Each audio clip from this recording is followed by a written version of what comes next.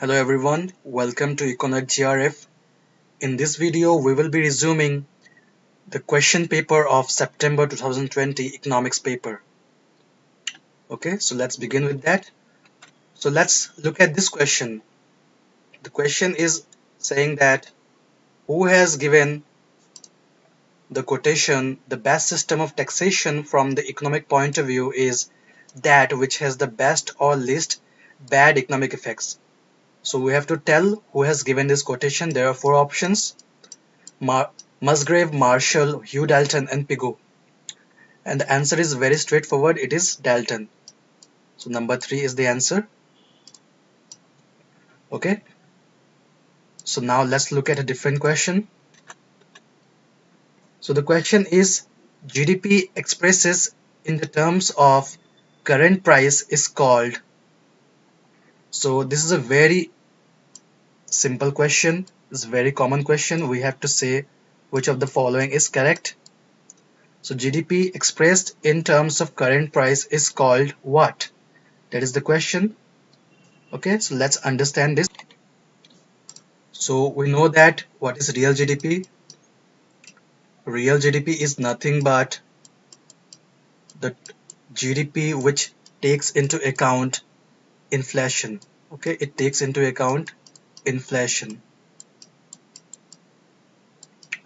Okay, and we know that nominal GDP is something which takes into account the value of goods.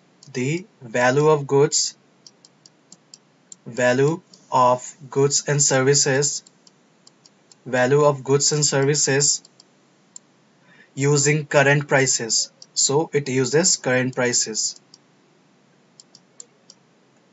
So our answer will be number 3. Okay. Now let's look at a different question.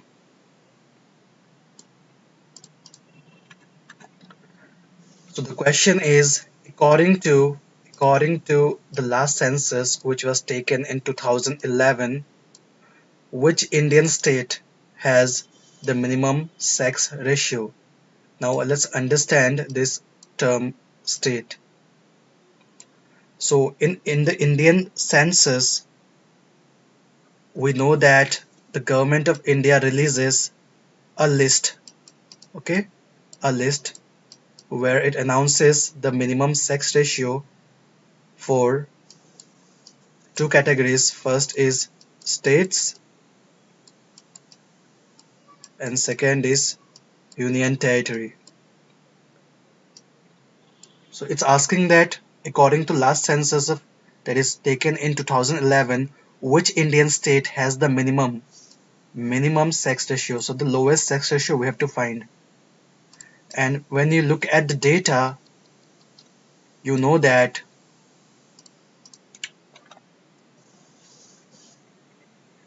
Punjab has a sex ratio. Punjab has a sex ratio of 895 women against 1000 men. Okay, so the idea of sex ratio is that it is the number of females, against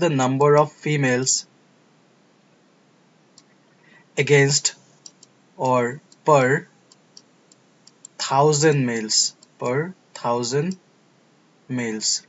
So that's the idea of sex ratio, that it is the number of females per thousand of males. So here from data we know that Punjab has 895 women or 895 female per thousand male. Okay. For Delhi it is 868, for Bihar it is 918, and for Haryana it is 879. So the interesting thing to note here is that Delhi is not a state. It is not a state, so it is out of the question. So let's eliminate this option. Now we are left with Punjab, Bihar and Haryana. And from that we know that obviously Haryana has the lowest sex ratio, which is 879. So the answer is number 4.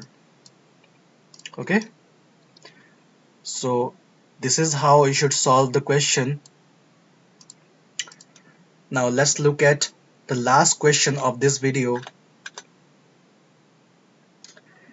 that is, which of the following committee has been constituted for doubling farmers' income by 2022?